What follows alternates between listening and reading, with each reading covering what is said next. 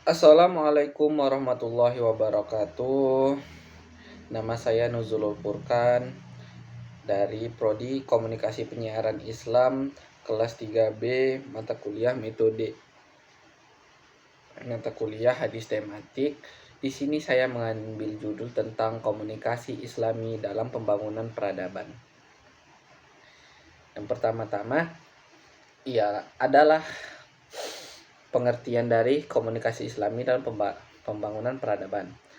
Komunikasi Islami dalam pembangunan peradaban adalah konsep yang mengintegrasikan nilai-nilai Islam dalam segala aspek komunikasi untuk memperkuat dan memajukan masyarakat yang beradab. Komunikasi Islam mengedepankan prinsip-prinsip seperti keadilan sosial, persaudaraan universal, dan kasih sayang. Tujuan utama komunikasi Islam adalah untuk merancang perubahan positif dalam masyarakat, mempromosikan toleransi antar individu dan kelompok, serta membangun fondasi moral yang kuat untuk kemajuan kolektif.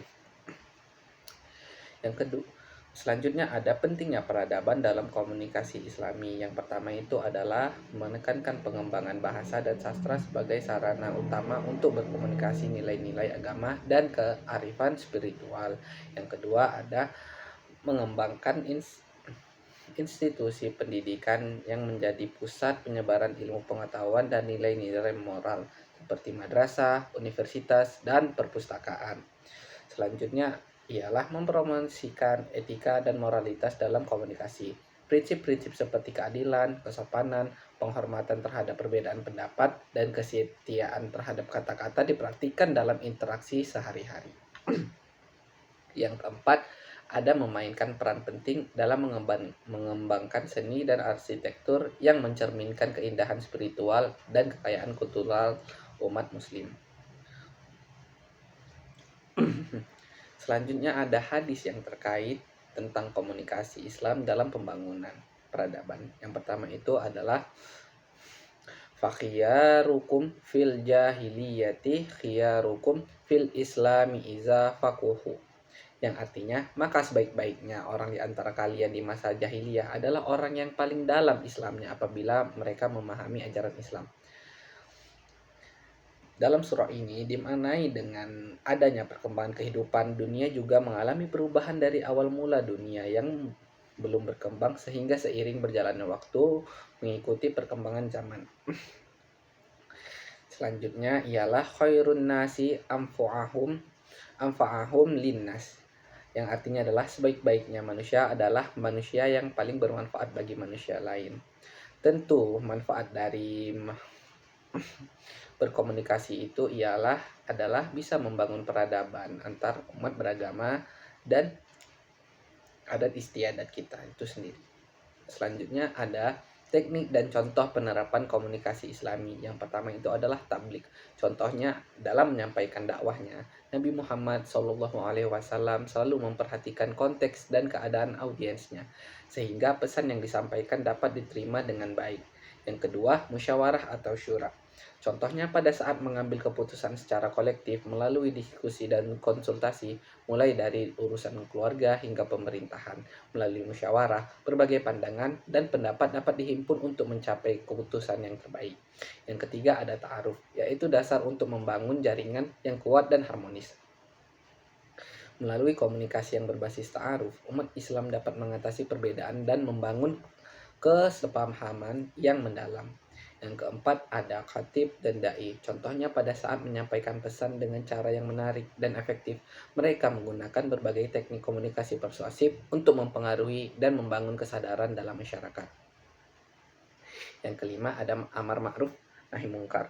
Contohnya dalam mengajak kepada kebajikan dan mencegah dari kemungkaran adalah teknik komunikasi yang bertujuan untuk menjaga moralitas dan kebaikan dalam masyarakat. Umat Islam memiliki tanggung jawab untuk saling menasihati dengan cara yang baik dan bijaksana. Yang keenam ada sabar dan toleransi. Contohnya dalam berkomunikasi harus penuh dengan kesabaran dan toleransi, membantu dalam meredakan ketegangan dan membangun perdamaian umat Islam. Diajarkan untuk selalu bersikap sabar dalam menghadapi cobaan dan untuk menghormati perbedaan yang ada.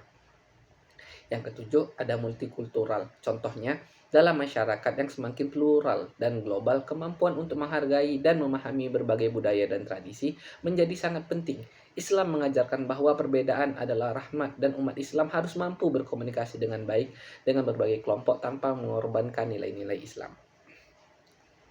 Selanjutnya kita masuk ke kuis. Kuis yang pertama ialah apa yang dimaksud dengan komunikasi Islam? Apakah komunikasi Islam itu komunikasi yang menggunakan bahasa Arab saja? Salah, tentu tidak. Yang kedua, apakah komunikasi melalui media massa? Tentu tidak. Apakah komunikasi antar umat muslim saja? Tidak. Berarti dari seluruh opsi yang ada di sini, jawabannya ialah yang B. Komunikasi yang berdasarkan prinsip-prinsip Islam.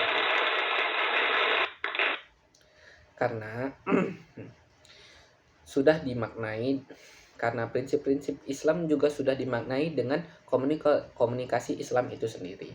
Selanjutnya, bagaimana peran komunikasi Islam dalam pembangunan peradaban? Yang pertama ialah apakah A mempercepat proses industrialisasi? Tidak. Apakah D mengembangkan teknologi informasi? Tentu tidak. Apakah C mengurangi biaya pembangunan? Tentu tidak. Apakah B memperkuat nilai-nilai moral dan etika masyarakat? Benar. Peran dari komunikasi Islam itu sendiri ialah membangun nilai-nilai moral dan etika dalam masyarakat agar masyarakat mempunyai nilai-nilai dan norma-norma di mana saja. Selanjutnya ialah apakah salah satu tujuan komunikasi Islam yang pertama ada meningkatkan keuntungan ekonomi? Apakah B mempromosikan budaya populer? Tidak. Apakah D mengembangkan ilmu pengetahuan modern? Tentu tidak. Apakah C menyebarkan pesan dakwah? Tentu saja kalau tujuan komunikasi Islam itu sendiri ialah menyebarkan pesan dakwah. Selanjutnya, yang nomor 4 ialah dalam sejarah peradaban Islam, komunikasi efektif telah berperan dalam apakah B menguasai wilayah-wilayah baru? Apakah D memperkuat kekuasaan politik? Apakah C mengembangkan perdagangan internasional? Tentu tidak. Berarti opsi yang benar dari seluruh jawaban ini ialah menyebarkan ilmu pengetahuan dan budaya. Dari komunikasi efektif itu sendiri dapat berperan sebagai menyebarkan ilmu pengetahuan dan budaya itu sendiri agar masyarakat lebih tahu apa itu budaya dan pengetahuan umat-umat yang lainnya. Yang kelima, siapakah tokoh Islam yang dikenal karena kontribusinya dalam bidang komunikasi? Apakah A. Ibnu Sina? Apakah B. Al-Farabi? Salah. Apakah D. Al-Ghazali? Berarti dari semua opsi yang ada, jawaban yang di sini ialah Al-Ghazali, karena hanya Al-Ghazali lah tokoh Islam yang dikenal karena kontribusinya dalam bidang komunikasi. Sekian presentasi dari saya atau penyampaian tugas saya. Wabillahi taufiq wal hidayah. Assalamualaikum warahmatullahi wabarakatuh.